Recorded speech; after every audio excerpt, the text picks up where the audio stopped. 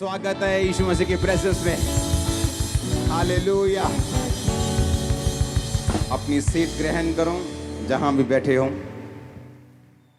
अपने हाथों को उठाओ, बोलो जितनी गवाहियां, जितना वचन मैं सुनूं, मैं 100 गुना फलों को लेके आऊं। उठाओ अपने हाथों को।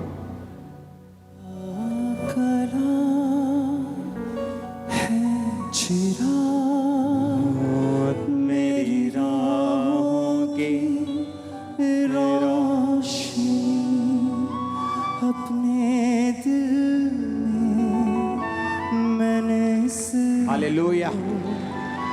उठाओ हाथों को। सुनो मेरी बात, ये भवन तैयार नहीं था, हम परमेश्वर ने धक्के से भेजा है हमें। और ये जो डिजाइन है ये भी पूरा हो जाएगा 1-2 हफ्तों में, तो डोंट वरी। उठाओ हाथों को, बोलो जितनी गवाहियां मैं सुनूं, जितना वचन मैं सुनूं, मैं 100 गुना फलों को लेके आऊं। मांगो ऊंची आवाज में।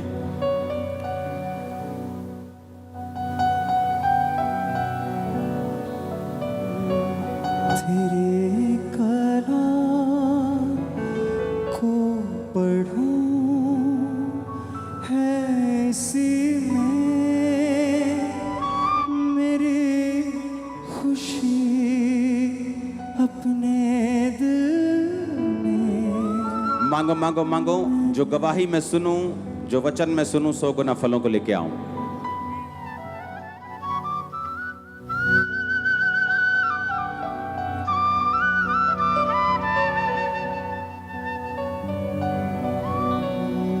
कितनी अच्छी अक्ल की बातें वो मुझे शहद से भी मीठी है। अपने हाथों को उठा के बोलो, परमेश्वर तेरा वचन आज मैं सुनूं और मैं सेम वापस ना जाऊं। प्रभु यीशु मसीह के नाम में तारीफ करो जोर से। ये पिलर्स आप देख रहे हो, ये अपने आप खड़े हैं, ये सपोर्ट नहीं है किसी भी चीज की। ये हटा दिए जाएंगे और ये पिलरलेस हॉल होगा कंप्लीट।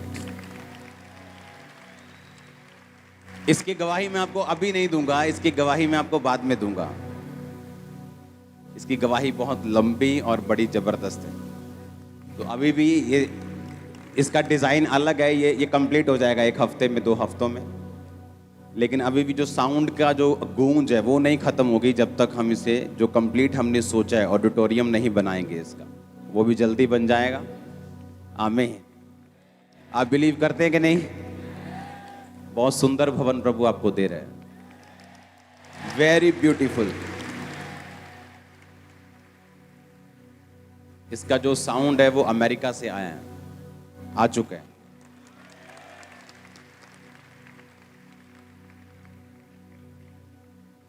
अपने पड़ोसी को बोलो ध्यान से सुन। अपने पड़ोसी को बोलो कुछ भी नहीं जो मुमकिन नहीं। बोलो बार बार।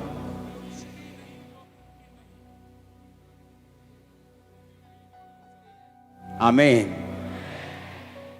यीशु मसीह ने कहा जस्ट बिलीव, क्योंकि यीशु मसीह के पास जब बड़ी बड़ी बीमारियों के रोगी आते थे तो बोलते थे कि अगर तू कुछ कर सकता है, क्योंकि ये रोग बहुत बड़ा है। उनके माइंड में पिक्चर थी कि बहुत बड़ा रोग है, फलाने को हुआ था वो मर गया, उसको भी हुआ था, मेरे रिश्तेदार को हुआ था वो मर गया। अगर तू कुछ कर सकता है तो यीशु मसीह ने कहा तूने अगर क्यों बोला? विश्वास करने वाले के लिए सब कुछ हो सकता है। परमेश्वर हमें उस पोजीशन पे लेके जाना चाहता है जहां रोज परमेश्वर हमें असंभव संभव होता दिखाए। एवरी डे, रोज वो हमारी आत्मिक जो पोजीशन है, हमारी जो लाइफ है, वो इस तरह से सेट करना चाहता है कि हम रोज इम्पॉसिबल पॉसिबल होता हुआ देखें। Every day. कई बार जो हम मांग रहे होते हैं परमेश्वर हमें देता नहीं, जस्ट हमें चेक करने के लिए, हमारी विश्वास योग्यता को परखने के लिए। जैसे मुझे उसने चेक किया हीलिंग अनॉइंटिंग देने से पहले, खुद बीमारी में रख के। इतना बड़ा काम देने से पहले खुद मेरी वफादारी को उसने चेक किया। कई बार वो इन कारणों से हमें रोक के रखता है, लेकिन उसके साथ भी वो हमें ऐसी पोजीशन में चाहता है कि हम रोज असंभव कामों को संभव होता हुआ देखें। यही परमेश्वर का प्लान है आपकी लाइफ के लिए। परमेश्वर चाहता है हम इस पोजीशन में रहें, हमेशा इस तैयारी में, इस पोजीशन में रहें कि हम रोज एवरी डे अपने बच्चों में, अपनी लाइफ में, अपनी फैमिली में रोज एक नया मिरेकल्स देखें, रोज एक नया चमत्कार देखें एवरी डे। वो ऐसा सुपरनेचुरल हमें बनाना चाहता है। हमारा शरीर उसके आड़े आता है,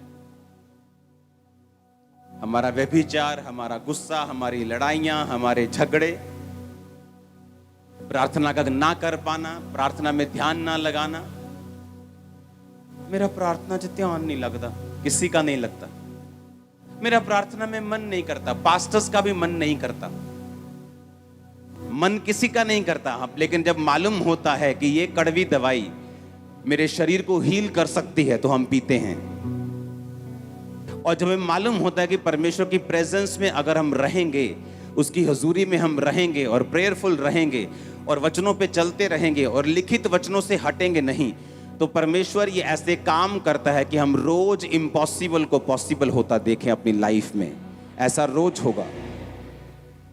आपने एक मिरेकल सुना, हम रोज सुनते हैं। हम मंगलवार भी सुनते हैं, हम सोमवार भी लोगों को सुनते हैं, हम बुधवार भी सुनते हैं मेरी लाइफ में ये काम हुआ, हम वीरवार भी सुनते हैं, आप संडे थर्सडे सुनते हैं और रोज प्रेयर माउंटेन की शायद प्रार्थना में सुनते होंगे, लेकिन हम रोज सुनते हैं। ऐसे लोग जिनको यूट्रस का कैंसर था, ऐसे लोग जिनको अंदर जिनके बड़ी रसौलियां कैंसर की बन चुकी थी, जस्ट एक विजिट चर्च में आए वो एक बार 7 समुंदर पार से, जब वापिस गए लाइफ चेंज थी। मैं जस्ट एक टेस्टिमनी आपको दे रहा हूं। और जब उनकी टेस्टिमनी आती है और जब वो बताते हैं कि हमारी पूरी लाइफ, हमारी पूरी जिंदगी, मेरी पूरी जिंदगी इस बीमारी के आसपास थी, शादी नहीं हो पाई, काम नहीं कर पाई, फैमिली से बना के नहीं रख पाई, लाइफ में इमोशनल डिस्टर्ब रही, मेरी जिंदगी खराब हो गई। लेकिन जब मुझे मालूम हुआ कि परमेश्वर हील, और मैं क्रिश्चियन लोगों की बात कर रहा हूं, और फैसला किया 7 समुंदर पार से कि चलो चर्च में चलते हैं। वहां पे ले हैंड हुआ, वापिस गई, सिचुएशन बदल गई 100%। क्योंकि परमेश्वर ऐसा चाहता है, क्योंकि वो सुपरनेचुरल है, वो सामर्थी है, वो डरता नहीं, वो संभव को संभव करने वाला है। और वो ये चाहता है उसके बच्चे भी रोज ऐसा देखें और करें अपने हाथों से भी। आपके दुकान पे कस्टमर नहीं, उस जगह जहां कस्टमर खड़े होते, खड़े होकर गैर भाषा बोलो आधा घंटा, तुम सारा दिन फ्री नहीं होंगे। आपको करना नहीं आता काम। हालेलुया। परमेश्वर चाहता हम इम्पॉसिबल रोज देखें एवरी डे। जस्ट उसको ऐसे बर्तन चाहिए जो समर्पित हों, जो तेल परमेश्वर उन बर्तनों में उंडेलना चाहता है वो गंदे ना हो, वो तैयार हों कि परमेश्वर जस्ट उंडेल सके। जितना मिरेकल आप चाहते हैं, जितना असंभव आप देखना चाहते हैं, आपको मालूम परमेश्वर उससे ज्यादा देखना चाहता है आपकी लाइफ में। पर बाइबल कहती है वो वचन से बंधा हुआ है, वो वचन से इधर उधर नहीं होता। अगर आप उसकी महिमा के लिए कुछ मांगेंगे वो आपको देगा, बाइबल कहती है। उसने कहा तुमने मांगा पर पाया नहीं, क्योंकि तुम इसलिए मांगते हो कि व्यभिचार में उड़ा दो। परमेश्वर रोज चाहता है आपकी लाइफ में मिरेकल्स हो एवरी डे। आपका फादर बीमार है, आप चर्च में आती, जस्ट अपना हाथ रखो उस पे, वो हील होगा। आपकी फैमिली में परमेश्वर आपके जरिए मिरेकल करेगा, अपने बच्चों पे, आपके रिश्तेदारों के ऊपर। इतनी सामर्थ जो यहां से लेके जाते हो कहां खर्च करोगे? कुछ कहीं तो खर्च करो, अंदर ही अंदर वो दब जाएगी नहीं तो। और ये परमेश्वर की विल है आपकी लाइफ में।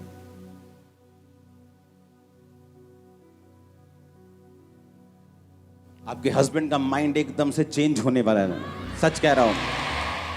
आपका फाइनेंस जिसके लिए आप 15 साल से इंतजार कर रहे हो, चेंज होने वाला एकदम से। परमेश्वर ये ठान चुका है आपकी लाइफ में मिरेकल करना। उसने मेरी लाइफ में ठान लिया था कि जो ये हीलिंग मांग रहा है, मैं इसे दूंगा। जस्ट वो इंतजार कर रहा था कि मैं पोजीशन मेरी सही हो जाए। ऐसा ना हो कि मैं हीलिंग लेके भाग जाऊं और परमेश्वर का जो सबसे बड़ा मकसद था हीलिंग के बाद मुझे इस्तेमाल करने का, वो पूरा ना हो। इसलिए उसने इंतजार किया कि पहले मैं इस्तेमाल होने के लिए तैयार हो जाऊं। वो आपके लाइफ में जो भी कर रहा है उसमें उसका एक बड़ा मकसद है। उस मकसद को बाय फेथ आप पकड़ के रख सकते हो। इसलिए वचन में लिखा है कि धर्मी जन विश्वास से जीवित रहेगा। धर्मी जन कैसे जीवित रहेगा? और वो ऐसा चाहता है आपकी लाइफ में। हम दूसरों की तरह नहीं, जिनका परमेश्वर सिर्फ कापियों में और किताबों में है। हमारा हमारे साथ चलता है। आमीन। वो मुर्दा नहीं है। हम उसकी पास्ट बातों में विश्वास नहीं करते। उसने किया था, वो आज भी जीवित है तो करता है। अगर कोई परमेश्वर है तो उसके लिए पुराने टाइम में काम करना और आज काम करना उसके लिए कोई फर्क नहीं है। जो टाइम पर काम आए बोलते हैं वही अपना है। जो आज काम करे वही परमेश्वर है। सब बोलते हैं ना, मैं भी तुम्हारा हूं, मैं भी तुम्हारा हूं। असी भैन जी कोई गल नहीं सी, तुसी आवाज मारियो कदी। हाँ, जिस दिन भैन जी ਨੂੰ ਲੋੜ ਪਈ ਤੇ ਭੈਣ ਜੀ ਨੇ फोन किया ਤੇ ਉਹ ਭੈਣ जी फोन ही नहीं ਚੱਕਦੀ, ਉਹ ਕੱਟੀ ਜਾਂਦੀ है ਅੱਗੋਂ। वो आपकी अपनी नहीं है। जो अपने होंगे वो एक SMS के बाद आपके घर के बाहर खड़े हो जाएंगे। और जो परमेश्वर जीवित होगा वो काम करेगा, बहाने नहीं मारेगा। आज से एक्सपेक्ट करना है, तैयारी रखनी है कि आपकी लाइफ में रोज मिरेकल्स हों। इस कॉन्शियसनेस में, इस विवेक में चलना है कि परमेश्वर मेरा जीवित है और वो मेरे साथ है और वो बड़े काम करेगा मेरी जिंदगी में अगर मैं उसके साथ अड़ा और खड़ा रहूंगा। तो आप अपनी फैमिली के मूसा बनने वाले हैं। आप अपनी फैमिली की एस्तर बनने वाली हैं। आप अपनी कम्युनिटी की दबोरा बनने वाली हैं। आप अपने लोगों के जोशुआ बनने वाले हैं। आमीन। ऊंचा ये बरकत आपकी है। Hallelujah, hallelujah, hallelujah. वो यही चाहता है आपकी लाइफ में। अपने पड़ोसी को बोलो, वो चाहता है रोज तेरी जिंदगी में बड़े काम करना। ये परमेश्वर का प्लान है आपकी लाइफ के लिए। क्या आप तैयार हैं? कैसे करनी है तैयारी? फाउंडेशन लगा के कैसे करनी है? आत्मा में रह के। हाँ, नीति वचन 8 उसकी 12 आयत को अपनी स्क्रीन के ऊपर पढ़ेंगे। मैं 3 गिनूंगा, हम 1 2 3 के बाद इकट्ठे पढ़ेंगे। 1 2 3। मैं जो बुद्धि हूं चतुराई में वास करती हूं और ज्ञान और विवेक को प्राप्त करती हूं। नीति वचन 1 उसका 7 पढ़ेंगे अभी। यहोवा का भय मानना बुद्धि का मूल है। बुद्धि और शिक्षा को मूढ़ लोग तुच्छ जानते हैं। फिर से पढ़ेंगे पहली आयत को। मैं जो बुद्धि हूं चतुराई में वास करती हूं और ज्ञान और विवेक को प्राप्त करती हूं। अब ध्यान से समझना, गहरा वचन है ये। उसने कहा मैं जो बुद्धि हूं, मैं जो विजडम हूं, चतुराई में वास करती हूं और ज्ञान और विवेक को प्राप्त करती हूं। बुद्धि क्या है? परमेश्वर ने के वचन में लिखा, यहोवा का भय मानना ही बुद्धि है। बुद्धि की शुरुआत है, विजडम की शुरुआत है, विजडम का मूल है, उसका मेन कारण है। यहोवा का जिसको भय है वो बुद्धि में है। इतना समझ आया कि नहीं आया? उसने कहा मैं जो बुद्धि हूं चतुराई में वास करती हूं। कौन था चतुर? यूसुफ चतुर आदमी था। एक चतुराई है शैतान वाली, एक चतुराई है परमेश्वर वाली। एक चतुराई किसकी है? शैतान की। एक चतुराई किसकी है? परमेश्वर की। जब उसने देखा कि पोतीफर की पत्नी मेरे साथ सेक्स करने के लिए, सोने के लिए मुझे इनवाइट कर रही है और मैं ऐसा नहीं कर सकता, उसने कहा वो वहां से भागा क्योंकि वो चतुर था। बुद्धि चतुराई में वास करती है। उसने ये नहीं कहा चलो मैं इसको काउंसलिंग देने की कोशिश करता हूं, इसको समझाने की कोशिश करता हूं, कोई बात नहीं, रूह बचाई जानी चाहिए थी। फिर जो रूह ने बैठना सी इदा करके आराम ना, फिर इदा करके ਤੇ ਜਿਹੜੀ रूह ਨੂੰ बचाना सी तो तू ही फंस जाना सी। समझ गए कि नहीं? जब उसने देखा कि व्यभिचार मेरे सामने, बाइबल कहती वो वहां से भागा। वो धर्मी था फिर भी भागा, क्योंकि बुद्धि किस में वास करती है? चतुराई में। जिस गली में व्यभिचार की थोड़ी सी प्रॉब्लम हो सकती है, मैं स्कूटर लेके भी उधर क्यों जाऊंगा? चाहे मुझे उधर से निकलना वैसे ही है, मैं किसी और गली से निकल जाऊंगा, उधर से नहीं जाऊंगा। मैं जो बुद्धि हूं चतुराई में वास करती हूं। कहता मैं फिर ज्ञान और विवेक को प्राप्त करती हूं। कौन सा ज्ञान? ये वो ज्ञान नहीं जो आप किताबों में लेते हैं, जो स्कूल और कॉलेजेस में मिलता है। वो ज्ञान अच्छा है, लेकिन उस ज्ञान की परमेश्वर बात नहीं कर रहा है। ये ज्ञान उससे ऊपर है। ये ज्ञान वो ज्ञान है जो हेवनली है, जो स्पिरिचुअल है। ये ज्ञान वो है जब आप एक रात फैसला करते हैं कि मुझे, जो मेरा भाई, जो मेरा दोस्त मुझे पार्टनरशिप बिजनेस में करने के लिए बोल रहा है, मैं सुबह उसके पास जाता हूं और मैं जाके बोलता हूं कि ठीक है मैं तेरा पार्टनर बनने के लिए तैयार हूं।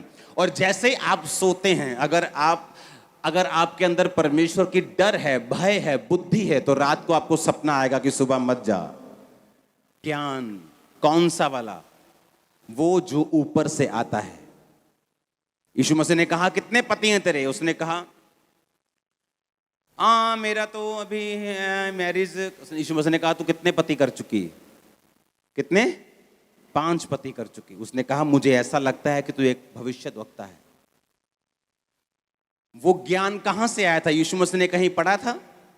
कहां से आया था? हेवन से आया था। जब आपके अंदर बुद्धि काम करना शुरू करती है, जो चतुराई के साथ काम करती है, परमेश्वर ने कहा वो ज्ञान और विवेक को प्राप्त करते हैं। जब ज्ञान, हेवनली ज्ञान आपके अंदर आता है, आपको मालूम होता है कि मुझे ये काम नहीं करना, ये आदमी से नहीं मिलना, ये औरत से नहीं मिलना, ये वाला काम नहीं करना।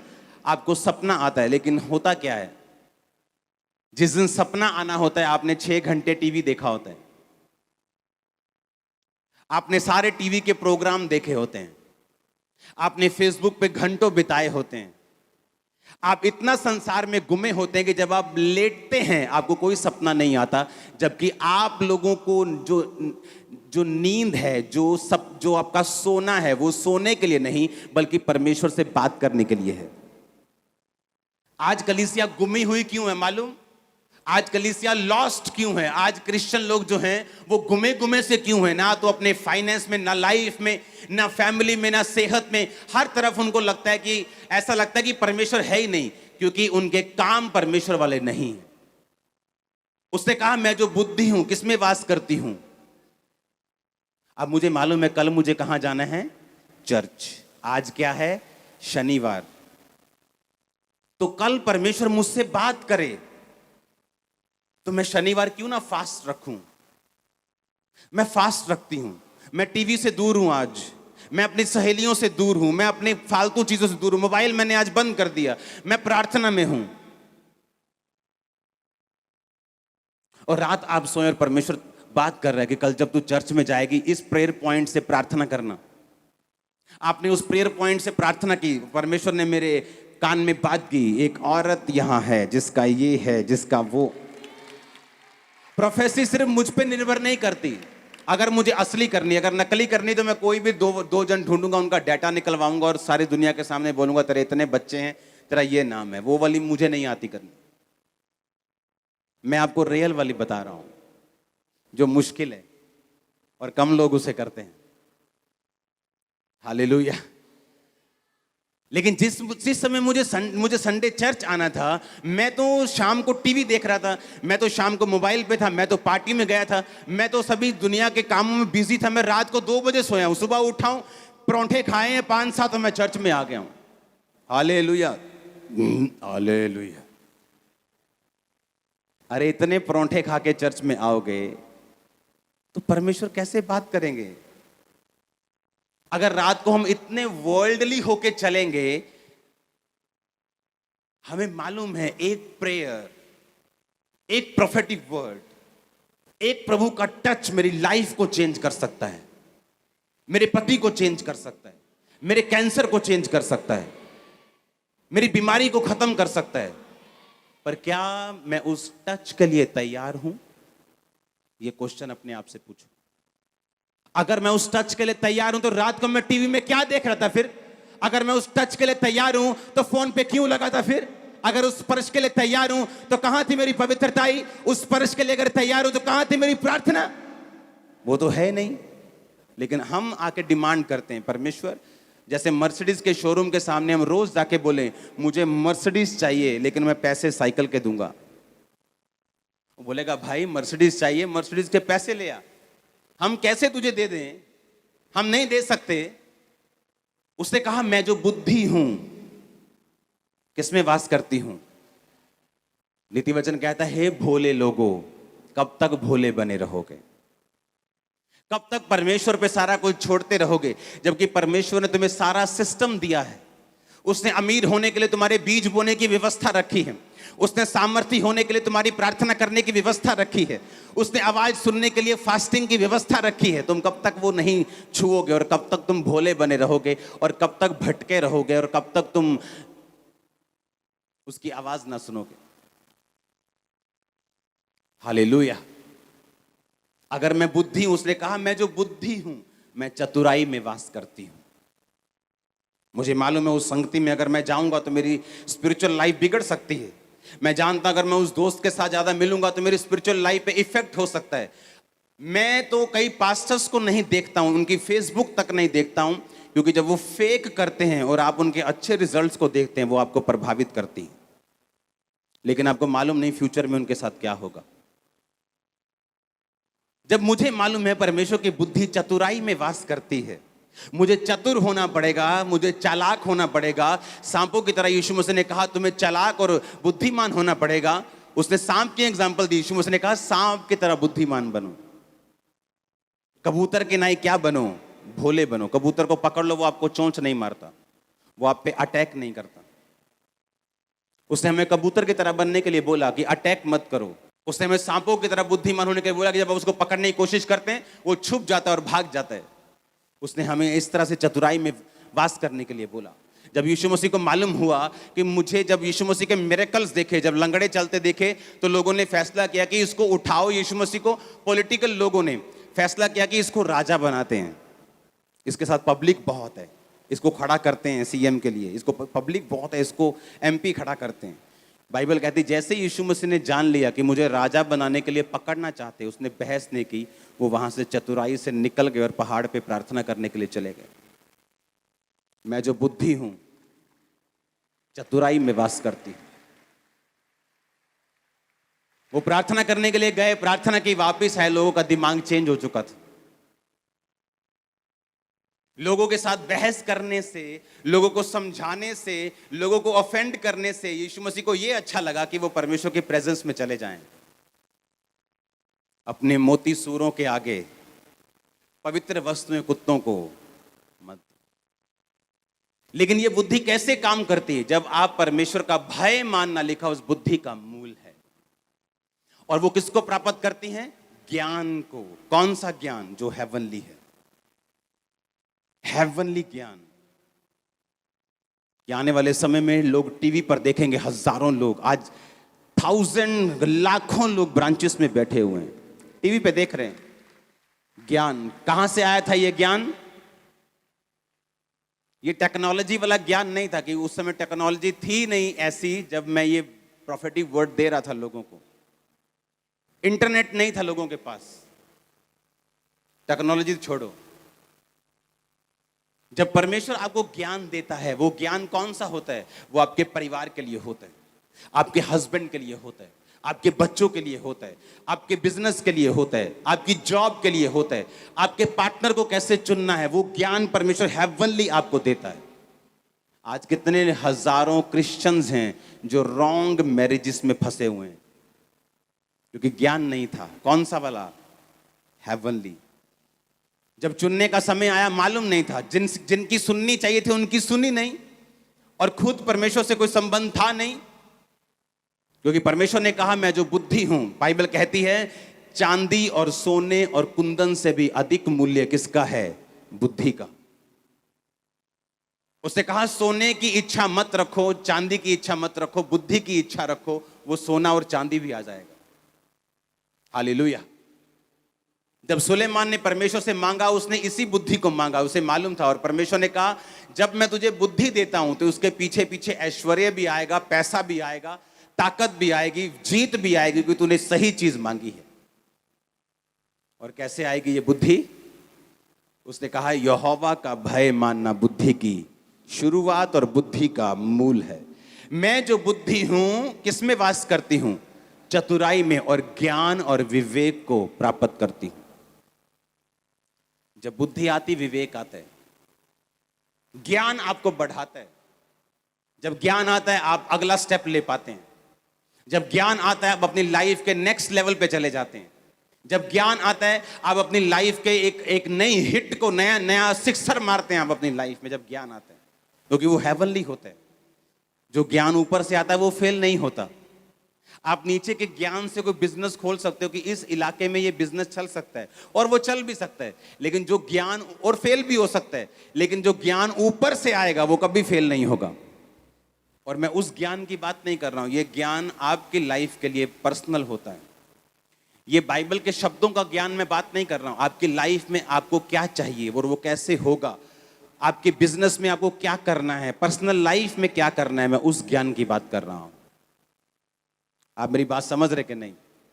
उसने कहा जब बुद्धि तुम्हारे अंदर आएगी, जब यहोवा का भय तुम्हारे अंदर आ जाएगा, जब परमेश्वर का भय तुम्हें आ जाएगा कि मुझे ये काम नहीं करना, मुझे यहोवा का भय है, मुझे व्यभिचार नहीं करना, मुझे ये काम नहीं करना, मुझे नशे में नहीं घुसना है, मुझे मूर्ति पूजा में नहीं घुसना है, मुझे ये काम नहीं करना, मैं यहोवा का भय मानता हूं, तो परमेश्वर ने कहा बुद्धि की शुरुआत तुम में हो जाएगी। और बुद्धि चतुराई में वास करती है। जब बुद्धि तुम में वास कर जाएगी तो तुम ज्ञान को और विवेक को क्या करोगे?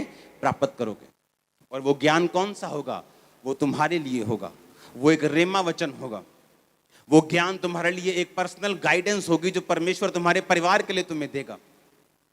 वो गाइडेंस होगी तुम्हारे बच्चों की पढ़ाई के लिए, वो गाइडेंस होगी तुम्हारी लाइफ के लिए, तुम्हारे बिजनेस के लिए, तुम्हारे जीवन के लिए। वो परमेश्वर तुम्हें कब देगा? जब तुम में बुद्धि होगी और तुम परमेश्वर का भय मानते होगे। तो उसने कहा जो मैं जो बुद्धि हूं चतुराई में वास करती हूं। फिर तुम्हें बुद्धि लेने के बाद चतुर होना होगा। आमीन। तुम ऐसा नहीं कहते मुझे मालूम नहीं था, मैं उधर चला गया, मेरे साथ ये हो गया। नो नो नो, तुमको पहले सोचना है बुद्धि चतुराई में क्या करती है? रहती है। आमीन। और फिर कहती है मैं ज्ञान और विवेक को प्राप्त करती हूं। जब आपके अंदर बुद्धि होती है वो ज्ञान प्राप्त करती है। वो ज्ञान जो हेवन से आता है, वो ज्ञान जिसके सामने फिर लोग घुटने टेकते हैं कि सचमुच परमेश्वर तुम्हारे बीच में है। वो ज्ञान जो प्रोफेटिकली आपकी लाइफ में आता है, वो ज्ञान जो परमेश्वर धीरे से आपके दिल में कई बार बात करता है। अगर आप एक विश्वासी हैं, वो आपके कानों में चाहे बात ना करे, लेकिन वो ज्ञान, वो आइडियाज आपके हार्ट में आने शुरू होंगे। वो आपके घर के विषय में हो सकते हैं, आपके घर के रिपेयर के विषय में हो सकते हैं। छोटी छोटी चीजें परमेश्वर आपकी लाइफ में कैसे इंप्रूव करेगा जब आप परमेश्वर के साथ चलेंगे, आप देखना। और उसने कहा मैं विवेक को प्राप्त करती हूं। विवेक एक कॉन्शियस, ज्ञान से आपको बरकत मिलती है, विवेक से बरकत संभलती। ज्ञान से आपको क्या मिलती है? बरकत मिलती है। ज्ञान से आपको हीलिंग मिलती। 40 रोजे 5 बार रखने के बाद जब मैं सोया हुआ था तो परमेश्वर ने मुझसे बात की थी कि बाइबल के वचनों को दिल खोल कर, अपनी प्रार्थना को दिल खोल के शब्दों में बोल बोल कर मेरे आगे प्रकट कर, मैं तेरी बीमारी को दूर कर दूंगा। ये ज्ञान था। वो ज्ञान से मैंने आशीष ले ली, डिप्रेशन से और दुष्ट आत्मा के और मेंटली अपसेट के अटैकों से आजाद हो गया। 15-16 साल हो गए मुझे आजाद हुए। लेकिन उस बरकत को संभाल के कैसे रख सकता हूं? अगर मेरे पास विवेक है तो। अगर विवेक नहीं, वो विवेक था, कहां लिखा था बाइबल में कि व्यभिचार करना मना है? कहीं नहीं लिखा था। जब यूसुफ को ऑफर मिला तो कहां लिखा था बाइबल में व्यभिचार मत कर? अभी वचन तो आया ही नहीं था, वचन तो मूसा के बाद आया, अभी तो मूसा जन्मा ही नहीं था, वो तो पहले की बातें। कहीं नहीं लिखा था व्यभिचार ना कर। किसकी सुनी उसने? विवेक, अंदर वाला मन, कॉन्शियस। उसने कहा ऐसा नहीं हो सकता, मैं ये काम नहीं कर सकता, मेरा मन इसकी गवाही नहीं देता। तो जो ज्ञान ने दिया वो कॉन्शियस ने, विवेक ने संभाल के रखा। आमीन। जब शैतान आपको पीछे लेके जाता है, वो आपके विवेक को, बाइबल कहती, दाग देता है, उसको मिसाइल दागता है, उस पे उसको हिट करता है, उसको कमजोर कर देता है, उसको वीक करता है और उसको मार देता है। इसलिए हर चीज बाइबल में नहीं लिखी। बाइबल में कहीं लिखा है सिगरेट ना पियो, तो पियो फिर सब जाके। कहां लिखा है ना पियो? कहां लिखा है? यहां लिखा है ना पियो। विवेक में लिखा है। कहां लिखा था कि टाइथ देना है? जब अब्राहम ने कहा मैं तुझे टाइथ दूंगा, कहीं नहीं लिखा था। उसको मालूम था कि मेरा परमेश्वर के साथ एक संबंध है, एक वाचा है, मैं अपने टाइथ को पे करूंगा। जब लोग इसको नए नियम से, पुराने नियम से प्रीच करने की कोशिश करते हैं, वो अपनी डॉक्ट्रिन्स को रैंडमली चेंज करते रहते। देना चाहिए, कोई कहता नहीं देना चाहिए, क्योंकि ये प्रीचिंग नहीं, ये एक टीचिंग नहीं, ये डॉक्ट्रिन नहीं, ये एक वाचा है परमेश्वर के साथ। अगर मैं प्यार करता हूं तो मैं प्रभु को दूंगा। तो कहां लिखा था? कहीं नहीं लिखा। मैं जो बुद्धि हूं, इसलिए उसने कहा अगर तुम में बुद्धि होगी तो तुम ज्ञान को और विवेक को प्राप्त करोगे। वो विवेक होगा जो तुम्हें बीज खाने के लिए मना करेगा, जो तुम्हें टाइट खाने के लिए मना करेगा। वो विवेक होगा जो तुम्हें ऐसी संसारिक चीजों से दूर रहने के लिए बोलेगा कि तुझे दूर रहना है ताकि परमेश्वर तुझसे कांटेक्ट कर सके। आप मानेंगे नहीं, मैं हॉल में नहीं आया हूं, अभी आया हूं हॉल में, लेकिन इस हॉल में जो हुआ, मैंने आने से पहले सपना देखा एग्जैक्ट चीजों का, एग्जैक्ट चीजों का। मैं कह रहा हूं एग्जैक्ट जो हुआ, बारिश से पहले मैंने सपना देखा, क्योंकि मैं तैयार था कल से उसके लिए। आज आपके कान खुल चुके हैं अगर आप चेक करेंगे तो, माइग्रेन जा चुके हैं अगर आप चेक करेंगे तो, वो लीवर रोग, वो फेफड़ों के रोग, वो कैंसर जा चुके हैं अगर आप चेक करेंगे। उसकी प्रेजेंस यहां पे मौजूद है। आमीन। उसने कहा मैं जो बुद्धि हूं, किसमें वास करती हूं? चतुराई में वास करती हूं। प्रार्थना करने से पहले आपको दिमाग में आएगा चल एक बार व्हाट्सएप चेक कर ले, मैसेज आया कि नहीं। वो 1 मिनट 2 घंटे बाद खत्म होगा। शैतान ने टाइम वेस्ट कर दिया। अब उसने कहा चल निकल, मेरा काम हो गया। आप समझ रहे कि नहीं? उसे मालूम है कि अगर आप सही चलेंगे तो परमेश्वर आपसे कांटेक्ट करेगा। आपको फोन आएगा परमेश्वर का रात को, आपको रिंग मारेगा रात को, वो आपसे बात करेगा और क्लियर बात करेगा वो आपसे। लेकिन क्या आप तैयार है कि नहीं? अगर आप तैयार नहीं तो वो, बाइबल कहती है जो दुल्हन तैयार नहीं, दूल्हा उसे नहीं लेके जा सकता। अगर दुल्हन पीछे बर्तन मांजती हो तो दूल्हा उसे ले जाएगा, पर बाइबल कहती दूल्हा अगर आएगा तो दुल्हन अगर तैयार होगी तो तभी उसे लेके जाएगा। हम अगर तैयारी नहीं कर रहे किसी चीज के लिए कि परमेश्वर हमसे कांटेक्ट करे, वो हमसे बात करे, वो हमको छुए, हमको टच करे, तो हम वो नहीं ले सकते परमेश्वर से। फिर हमें सपने आएंगे संसारिक, जिनका कोई मकसद नहीं, जिनका कोई मीनिंग नहीं, क्योंकि बाइबल कहती है कि ज्यादा बातें करने से भी सपने आते हैं, ज्यादा इधर उधर की सुनने से भी आते हैं। तो वो हमें देखना है कि हमें सपना कहां से आया है, कि परमेश्वर ने हमें दिया है कि हमारे अपने शरीर ने हमें दिया है। उसने कहा मैं जो बुद्धि हूं, किसमें वास करती हूं? चतुराई में, और ज्ञान और विवेक को क्या करती हूं? प्राप्त करती हूं। जब विवेक आपके लाइफ में होता है, फिर आप ढूंढने नहीं लगते कि बाइबल में ये लिखा है कि नहीं। आपको मालूम है शराब नहीं पीनी, आपको मालूम है ये काम नहीं करना, आपको मालूम है मुझे ये गलत पैसा नहीं कमाना, मुझे ये रॉन्ग चीज़ें नहीं करनी, मुझे ये काम नहीं करना, आपको मालूम होता है।